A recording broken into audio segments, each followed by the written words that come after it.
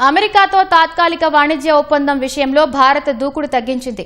త్వరితగతిన ఒప్పందం కుదుర్చుకోవాలన్న ఒత్తిడికి లొంగకుండా ఆచితూచి అడుగులు వేయాలని నిర్ణయించినట్లు ప్రభుత్వ వర్గాలు తెలిపాయి. దేశీయంగా మెరుగుపడుతున్న ఆర్థిక పరిస్థితులు, విస్తరిస్తున్న అంతర్జాతీయ వాణిజ్య భాగస్వామ్యాలు, తగ్గిన బాహ్య ముప్పుల నేపథ్యంలో భారత్ బేరసారాల శక్తి బలోపేతమైందని ప్రభుత్వం భావిస్తోంది.